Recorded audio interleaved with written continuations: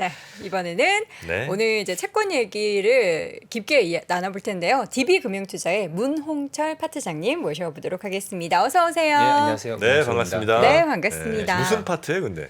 저희 채권 전략 파트입니다. 채권 전략 파트의 네. 문홍철 파트장님. 네. 파트의 파트원들은 몇 분이나 있습니까? 예, 부끄럽지만 그 증권사 리서치에서 채권은 주인공은 아니기 때문에 네. 인원수는 저희가 저 포함해서 3명밖에 안 됩니다. 그렇습니다. 핵심 예. 인물들이신 거잖아요. 저희들은 이제 주식 대비해서는 리서치가 채권은 그렇게 중요하게 여기진 않고 네. 네. 상대적으로 이제 비즈니스가 좀 알겠습니다. 다르게 좀 리테일과는 네. 좀 다르게 진행되고 예, 있습니다. 그래도 기죽으시면 안 됩니다. 벌써부터 좀 기가 죽고 예, 처음부터. 파트장이잖아요, 그래도. 아니 파트장님, 네. 3%는 3명에서 시작했습니다. 저도 한번 더 커지도록 네. 노력해 보겠습니다. 파이팅 하시고요. 네. 네. 자, 우리가 이제 채권 시장을 사실 최근에 많은 분들이 관심을 갖고 계시고 실제 투자도 많이 하신다고 해요. 네. 그래서 채권 시장의 흐름을 보려면 뭐 예. 어떤 거를 먼저 봐야 되는지. 예, 그 채권 시장에 투자를 많이 하시나요? 최린이들 요새 자금이 엄청 원래는 거의 개인 투자자분들이 아. 채권 투자하려면 돈 좀 많이 네네네. 필요하잖아요. 뭐 아니, ETF로도 예. 할 수 있지만 보통 이제 몇십억 내지 몇백억 계신 분들은 그렇죠. 옛날부터 좀 채권을 하셨고요. 했죠. 우리 정프로님도 하시잖아요. 그러시 정프- 아니, 수백억대 자산가시니까 충분히 하실 무슨 만합니다. 그 근거 없는 얘기를 하세요. 아니, 그게 지분 가치만 하더라도 꽤 되지 않겠습니까? 에이, 그건 뭐. 근데 제가 진짜로 예. 약간 들어가세요. 약간 저 예. 채권에 계신 분들이 좀 굉장히 충격 받으실 수도 있는데. 아니, 채권을 하셨다 하면은 기본 몇 억이잖아요. 원래 자산이 그 금융자산반 최소 2, 30억대. 그러니까 부동산 합치면 보통 100억 넘어가시는 분들이 좋아하시는 거죠. 그렇죠. 장난치지 마시고. 진짜예요. 이거 저는 ETF 들어갔어요. ETF. ETF도 마찬가지고요. 그 제가 리테일에서 가끔 채권을 아닌데. 설명해 달라고 개별 ETF는 이제 싼 값에 살 수는 있죠. 근데 이 채권을 하신다는 건 기본적으로 금융 지식이 상당히 높다는 겁니다. 금융 지식 높죠. 예. 그거는 뭐 부인할 수 없습니다. 금융 지식은 금융 지식이 대단히 높은데 예. 가난할 수는 없지 않습니까? 가난할 수 있는 이유가 있어요. 왜죠? 우리 파트장님이 그걸 모르셨고. 정프로 계좌를 한번 안 보여주셨구나. 제가 약간 뭐 옛날부터 뭐 건설주를 비롯해서 많은 뭐 대북주 예. 관련해서 투자하시다가 손실을 냈다는 것은 제가 많이 들긴 했습니다. 그 제가 꼭지점 매매라는 걸 해요. 예. 꼭지점은 예, 뭐예요? 그래서 예. 이제 이 주식이 그냥 예. 종가 제일 높을 때도 아니고 예. 장중에 제일 높을 때 삽니다. 장중에 제일 높다는 걸 제가 어떻게 알죠? 내 산 걸 보면 알죠. 예, 그래서 그렇게 사서 그러니까 추격 매수 많이 하시는 거죠. 한없이 떨어져요. 내가 샀는데 나중에 보니까 고점이었다. 네. 그게 자. 정프로의 매매법입니다. 그 손실 아닌가요? 엄청 손실이죠. 소문 못 들으셨구나. 그 매매법이라기보다는 그 약간 운이 없으신 거 잘못 오셨 잘못. 자, 그러면 채권 얘기를 바로 들어갑니다. 네, 채권 뭐 어떻게 뭘 봐야 하라는 되죠? 거예요? 어떤 부분들을 봐야 되죠? 굉장히 말씀을 한마디로 드리기가 어려울 것 같은데 음. 뭐 아마 리테일 기준으로 말씀을 드려야 될 것 같습니다. 네. 그리고 아마 뭐 채권을 처음 하시는 분들도 계시다고 하니까 그럼요. 저는 이제 그 리테일 고객들은 거의 만나지 않아서 그쵸. 주로 기관 투자자들이 대상이기 때문에 이제 리테일 버전으로 제가 각색을 해서 말씀을 좋습니다. 좀 드려야 될 것 같은데 네. 이 리테일 분들은 채권의 가격부터가 좀 헷갈리실 겁니다. 채권은 가격으로 이게 가령 뭐 삼성전자가 오늘 뭐 1% 올랐다, 2% 올랐다 이렇게 나오지만 채권은 그런 게 안 나오거든요. 네. 그래서 가령 내가 채권을 사도 가령 ETF로 한다고 하셨지 않습니까? 그러면은 그날 종가를 확인해 보시면 가격이 뭐 몇 원 혹은 몇 프로 이렇게 움직이긴 하잖아요. 확인 안 해요. 확인 안 하시나요? 네. 이런 거의 워렌 버핏급의 투자 네. 방식을 가지고 계시군요. 저는 제 그 예. 투자를 그냥 믿습니다. 믿음의 투자예요, 저는. 신뢰의 투자. 믿음의 꼭지점 매매. 예. 예. 그 가격 변화도 알기가 좀 힘들어요. 가격 변화를. 예, 그 왜냐하면은 이제 왜? 채권은 그날 그 하루가 끝나면 네. 뉴스에 오늘 뭐 국고채 3년물 금리가 몇 bp 떨어졌습니다. 그렇겠죠. 예. 이렇게 뜹니다. 가령 국고채 3년물 금리가 3bp가 떨어졌다.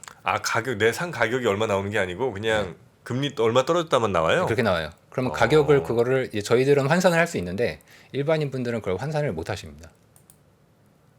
아니, 예를 들어서 못 하겠다. 예. 3.25에서 예를 들어 3.30이 됐어요. 그러면 예, 5bp가 올랐잖아요. 그렇죠.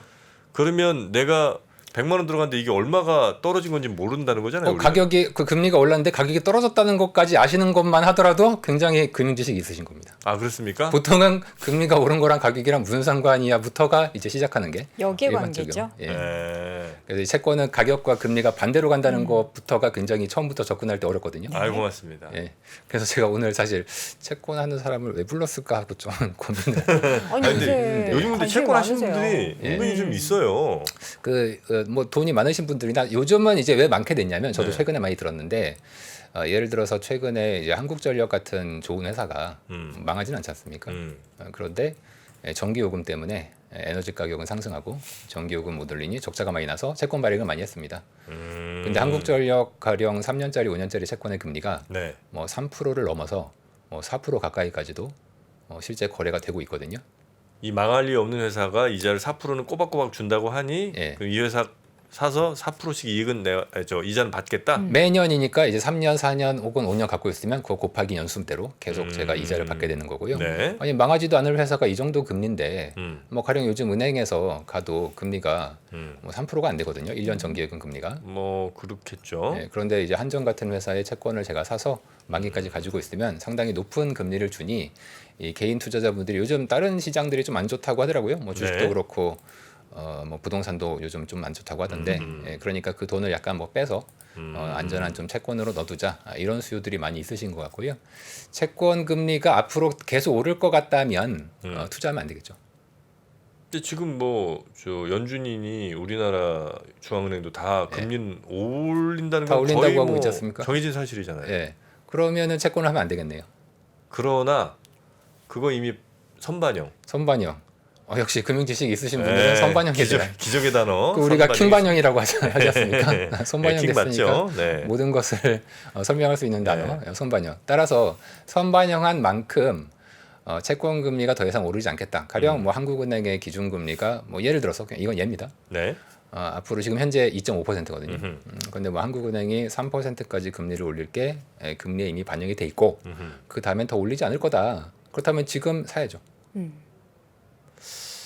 근데 좀 더 올라갈 것 같긴 만약에 더 올라간다고 생각하시면 지금 사시면 안 네, 되고 지금 사면 안 될 것 같아요. 기다렸다가 네. 이제 뭐 가령 3.5라고 생각한다고 하겠습니다. 네. 그러면은 시장의 금리가 알고 보니까 3%가 아니라 3.5인 것 같아.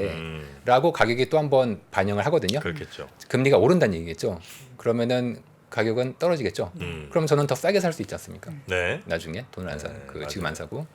그래서 금리가 꼭지를 친 것 같다라는 강한 확신이 있으시면 사시고요. 네.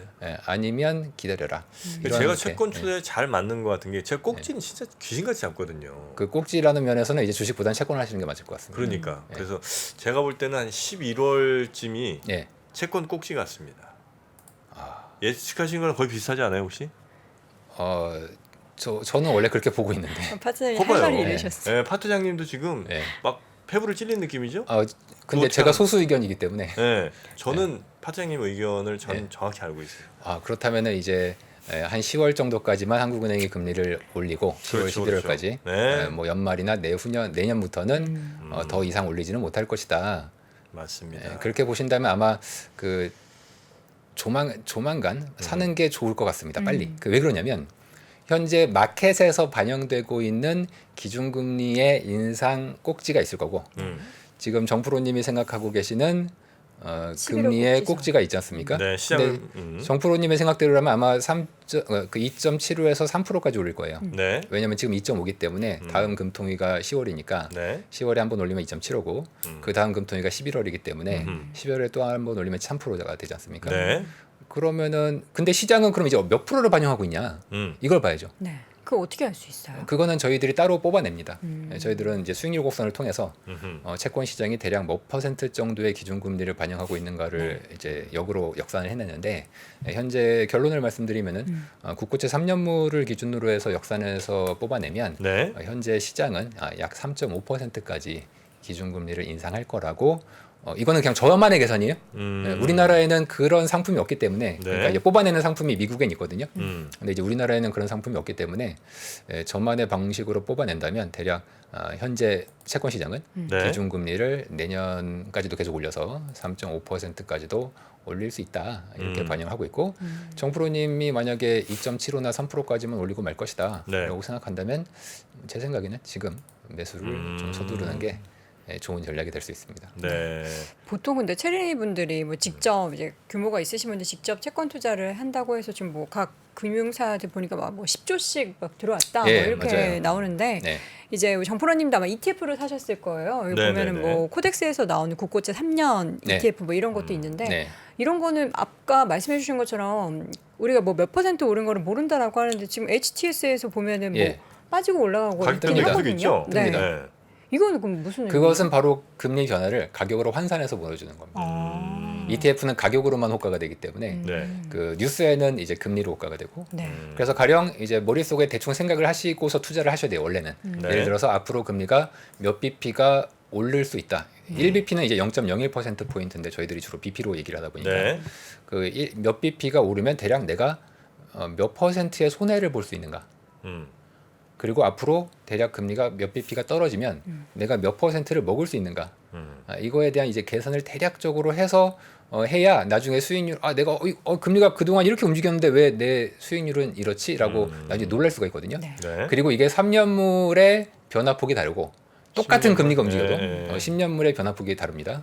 그리고 국고채 ETF가 보면 10년물도 있어요. 정프로님은 3년물 가입하셨나요? 여기서 저는 이제 듀레이션이라는 말씀 좀 드리고 싶습니다. 예. 네. 드려도 되겠습니까? 됩니다. 네. 제가 산 게 몇 년물인지 모르겠어요. 아니 저도 네. 듀레이션이라는 얘기 하셔서 기대했는데. 네, 몇 년짜리인지 는 네. 모르겠고 예. 하여튼 예. 가격 변동이 큰일 거예요 아마. 그러면은 좀 긴 채권 걸 어, 거예요. 지금 네. 3년물은 거의 플랫한 움직임인데 네. 10년물은 계속 이렇게 출렁거리면서 내려오네요. 네, 변동성이 10년물이 훨씬 네. 크죠. 그 네. 이유가 똑같은 금리가 변화된다고 하더라도 좀 긴 채권으로 내가 갈수록 막 변동성이 해골물이었던 것 같은데 기억이 안 나네. 아니 근데 저 큽니다. 예, 예를 들어 3년물이에요. 예, 예. 0.1% 떨어질 때 예를 즉 들어 10bp죠. 0.1%면 네, 10bp 떨어질 때 뭐 한 3% 오른다 쳐요. 그냥 예를 들어서. 예. 그러면 30bp 떨어지면 9% 올라요. 그것도 아니죠. 뭐 거의 9%가 맞긴 하는데요. 아, 그래요? 그것보다 좀 그 금리가 떨어질 때는 더 많이 오르고 이게 곡선 약간 이게 직선은 아니죠. 직선이 선형이지 않습니다. 예. 지금부터 좀 어려운 얘기가 나올 수 있겠지만 네. 일단 가격이 금리 변화에 선형적이지 않습니다. 네, 그게 좀 어렵더라고요. 금리가 떨어질 때 다르고 또 오를 때 약간 폭이 다릅니다. 네, 그래서 나는 이거 보면서도 그냥 되게 어렵다고만 나한테 얘기해놓고 자기네들이 그냥 먹을 것만 먹고 나한테 떨거지 주는 건가 이런 생각이 들 정도로 절대 그렇지 않습니다. 그건 아니죠. 절대 그런 건 아니고 원래 네. 채권의 속성이 그렇습니다. 좀 어려워. 채권이 굉장히 어렵습니다. 네. 그래서 이제 회사에서도 보면은 채권 하는 애들은 좀 이제 건들지 말라고 쟤네들은 좀 어려운 거 하는 애들이기 때문에 네. 뭐 저희들은 뭐 쉽게 저희들 거는 하지만 맨날 하니까 네. 이제 밖에서는 조금 이제 어려운 거 하는 애들을 건들지 말라고 좀 얘기 많이 하시죠. 지금 네. 실제로 근데 채권을 그렇게 이제 현금으로 투자를 하는 것과 이렇게 ETF로 투자하는 거는 되게 결이 다른 것 같아요. 지금 가격의 움직임을 보니까. 예, 예. 그 채권을 투자할 때 은행 예. 가서 우리가 하면은 예. 고정된 몇 퍼센트의 수익을 언제 만기되고 그건 이런 거 우리가 아닙니까? 못할 거라마? 그럼 돈 뭐 많으면 할 수 있어요. 몇십억이 누가 있겠어요? 이제 그거를 제가 설명을 드리자면 네. 채권은 가령 제가 은행이나 증권사 지점에 가서 네. 특정 채권을 내가 사겠다. 이제 파는 경우가 있습니다. 음. 그런데 가령 예를 들어서 제가 한전의 채권을 예를 들어서 2025년에 만기가 되는 2025년에 만기가 되는 한전 채권을 제가 가서 샀어요. 샀어요. 그럼 지금 이게 3년짜리죠. 네. 예, 사가지고 이제 가지고 있습니다. 네. 가지고 있어서 다행히 금리가 떨어져서 제가 이익이 났을 거 아닙니까? 네. 뭐 얼마일지 모르겠지만 이익이 나서 나는 또 갑자기 집을 사야 되겠어. 그래서 이익 본 걸 좀 팔고 싶다. 네. 가서 팔기가 어렵습니다. 그렇죠. 만기가 있으니까. 만기가 있어서 그렇다기보다는 그때 요 사는 특정 사람이 있어야 채권, 되잖아. 요 특정 채권을 네. 사줄 사람이 반드시 있어야 됩니다. 매칭이 안 되면 못 매칭이 파는 안 돼요. 거군요. 그러니까 그래서 이제 굉장히 힘들게 찾아야 됩니다. 맞습니다. 주식 같은 경우는 계속해서 수많은 거래가 사람들과 수많은 사람들이 사고 팔고를 하니까 이제 그 안에 가격이 딱 있는데 예. 채권은 마침 딱 그때 이만큼의 물량을 소화해줄 누군가가 있어야 없으면 됩니다. 엄청 더 깎아서 팔거나. 굉장히 깎아야 됩니다. 예, 그래서 그리고 이게 물량도 엄청 커요. 맞습니다. 예. 그래서 조금 그 개인이 직접 내가 물건을 사겠다 네. 이런 분들은 사실상 중도에 매매를 하려면 좀 손해를 감수하고. 조금 감수하고 그러니까 이제 왜냐하면 그 중간에 브로커들이 네네. 이제 공짜로 있지는 않지 않습니까? 상대방을 막 물어와야 되기 때문에 그 물어오면은 그거에 대한 수수료 개념으로 조금 내줘야 되고요. 네. 그게 아니라 ETF를 하시면은 상대적으로 좀 쉽게 그렇죠, 그렇죠. 매매를 할 수 있습니다. 네. 제가 사실 채권을 너무 어려워하거든요. 그 네. 증권투자 상담사 시험 볼 때도 예. 채권을 하면서 마의 참 벽입니다. 머리에 쥐가 나는 줄 알았는데 네. 지금 채팅창에 딱 올려주셨네요. 김프로님과 슈카가 필요하다. 아 예. 아니 근데 그분들 온다고 쉬워지질 않아요. 예, 여러분 아유. 너무 저 약간 신화 같은 게 있어요. 여러분들 네. 오면 네. 무조건 네. 쉬워질 것 같은 네. 그렇지 않아요. 워낙 그냥 네. 기본적으로 어렵습니다. 전문가신데 그분들은. 예, 그래도 어려워요. 네. 네. 예. 그러니까 그분들은 이해할지 몰라도 네. 네.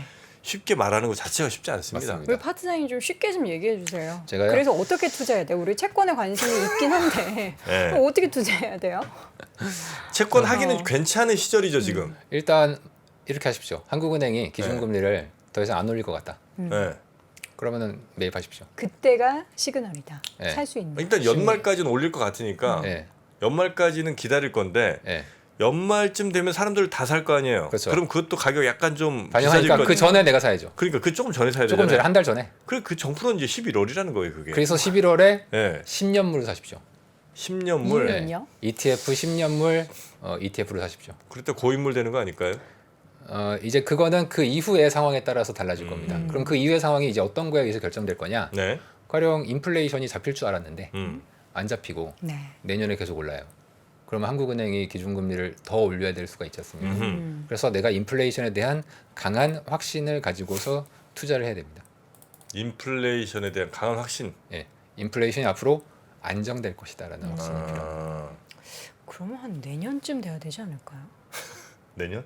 인플레이션에 대해서 각자들이 생각이 다 있으시지 않습니까? 네. 물론 저도 생각이 있습니다. 네, 저는 오래 가지 않는다.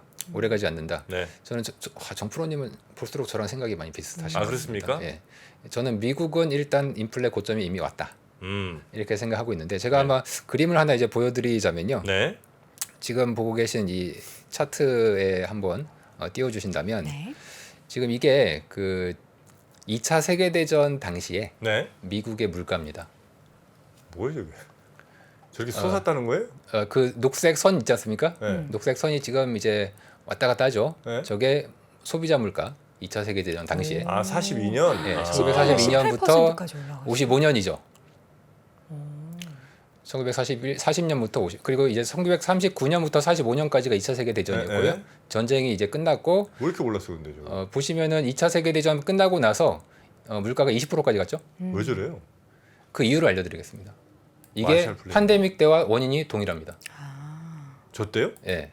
저 때 뭐 전염병 있었어요? 자, 사람들은 전염병을 과거의 전염병과 비교하시려고 하는데 사실 이번 팬데믹의 속성은 전쟁과 굉장히 유사한 정도가 아니라 거의 똑같습니다. 가령 전쟁을 할 때 어떤 일이 벌어지냐면 네. 대규모 재정 지출을 합니다. 네. 2차 세계대전 때 미국이 쓴 돈이 네. 미국 당시 GDP의 대략 25%를 썼습니다. 음. 근데 이게 팬데믹 때 2년 동안 쓴 돈이랑 비슷해요. 근데 전쟁 때는 한 6년 동안 썼거든요. 아. 그런데 그 돈을 팬데믹 때는 2년 만에 네네네. 써버린 거죠. 그래서 차트를 다시 이제 계속 보시면은 처음에 전쟁이 나니까 자 그러면은 탱크 만들고 비행기 만들어야 되잖아요. 네. 근데 공장이 없잖아요. 물류 병목이 생기겠죠. 공장이 없으니까. 네. 사람들 다 가야 되고 그리고 노동력들이 다 유럽이랑 태평양으로 전쟁하러 갔지 않습니까? 그러면서 이제 노동력이 다 잘리게 됩니다. 네. 그리고 물류 병목이 생기겠죠. 왜냐하면 네. 공장을 다 바꿔야 되니까. 네. 그래서 엄청난 초기에 인플레이션이 생기죠. 1941년에 보시면 인플레가 거의 14%까지 올라가지 않습니까? 저게 바로 당시에 있었던 엄청난 양의 군수 물자를 생산하는 정부의 대규모 재정 지출. 네. 거기에 초반에 공장을 이제 돌려야 되니까 그 그렇죠. 돌리는 데 따른 대규모 물자 수요. 그리고 그에 따른 물류 병목 같은 네. 게 공장에서 엄청나게 발생했고요. 그게 대략 제가 여기다 이제 화살표로 써놨는데 대략 1.5년 정도의 시간이 소요가 됐고 1.5년이 지난 다음부터는 대략 생산 라인이 제대로 들어갔고요. 1943년 이후부터는 미국의 생산력이 지금까지 전무후무할 정도로 거의 당시에는 한 달에 전함을 한 대씩 찍어낸다고 했을 정도였습니다. 네. 소규모 작은 전함은 뭐 한 일주일에 한 대씩도 찍어냈다고 했고요. 그 정도의 엄청난 생산성을 했는데 문제는 전후에 다시 한번 돌아왔습니다. 전쟁이 이제 45년이 끝났고요. 많은 분들이 일하겠다고 이제 돌아오셨어요. 그리고 네. 이분들은 전쟁이 끝나면 보통 이제 연금을 많이 받습니다. 네. 전쟁 끝나고. 그럼 그 돈 이제 또 정부에서 받았죠. 그리고 이 사람들이 전쟁이 끝나면은 결혼해야 되잖아요. 애도 많이 낳습니다. 네. 그럼 수요가 엄청 생겼겠죠. 그에 따라서 돈을 받았으니까 팬데믹 때처럼 엄청난 초과 수요가 생겼습니다. 그런데 문제는 아직 공장은 다 전투기랑 탱크 만들고 있잖아요. 아, 또 병목이구나. 그럼 사람들 다시 생활하려면 자동차 만들어야 되잖아요. 그럼 네. 공장을 한번 또 바꿔야 되잖아요. 그때 또 병목이 또 생깁니다. 아, 공급 요인. 그에 따라서 거의 또 1년 동안 물가가 20%까지 올라갑니다. 오. 이게 팬데믹과 정확히 동일해요. 좋은데요? 그러다가 네. 이때가 지금이랑 다른 게 한 가지가 있는데 네. 2차 세계대전 당시에는 이자율 상한제를 썼습니다. 즉 연준이 금리를 특정 %까지만 유지를 하고 그 이상으로, 왜냐하면 평소 같았으면 저런 식으로 대규모의 생산이 이루어지면 금리가 많이 올라야 돼요. 그런데 그렇게 하면 전쟁을 수행할 수가 없으니까 정부에서 연준에게 무조건 금리를 4%로 맞춰라. 그래야 정부도 자금 조달해서 전쟁을 할 수 네네. 있다. 이렇게 얘기를 했고요. 그에 따라서 연준은 굉장히 큰 완화를 한 거죠. 금리를 낮게 유지했으니까. 네네네. 거기에 정부도 돈을 완전히 풀었으니까 네. 이제 엄청난 인플레이션이 이제 왔던 거고요. 자, 그런데 문제는 전쟁이 끝났으면 정부는 더 이상 돈을 쓸 수가 없지 않습니까? 네. 그래서 재정 긴축은 했습니다. 음. 재정은 긴축했어요. 문제는 통화를 긴축할 수가 없었습니다. 왜일까요? 통화는 긴축할 수가 없었다. 예. 일단 전쟁을 하지는 못하니까 뭐 탱크 비행기를 생산해야 생산이 이제 올라갈 텐데 네. 그럴 수는 없지 않습니까? 네. 그런데 지금 저 엄청난 군인들이 네. 돌아와서 일자리를 얻어야 되잖아요. 근데 거기다 대고서 금리를 올려요? 그럴 수가 없었던 거죠. 그래서 이 전시에 행해졌던 금리 통제는 한국 전쟁 때까지 이어집니다. 지금이랑 차이가 그겁니다. 네, 지금은 네, 네. 연준도 긴축을 강력하게 하고 있고, 그리고 뉴스에서는 아무도 얘기를 하고 있지 않지만 미국 정부는 역사상 가장 빠른 속도로 긴축을 하고 있습니다. 지금요? 네, 뉴스에서 못 보셨죠? 네. 네. 네, 엄청난 긴축을 하고 있습니다. 긴축을 한다는 게 그러니까 정부가 정부가 세금을 많이 걷든지 예산을 들쓴다고요? 예산을 들쓰고 있습니다. 미국의 관리 재정 수지, 그러니까 내가 적자를 얼마나 보고 있느냐가 보통 이번 팬데믹 이전에가 마이너스, 적자가 이제 마이너스거든요. 마이너스 대략 4.5%였습니다. 네. 지금이 4.5%입니다. 그러니까 4.5면 되게 평소 수준이라는 얘기입니다. 엄청 빨리 되돌. 이게 팬데믹 때 몇 수가- 프로였냐면 2년 동안 마이너스 10에서 15%였습니다. 진짜 그럼 속도가 빠르네요.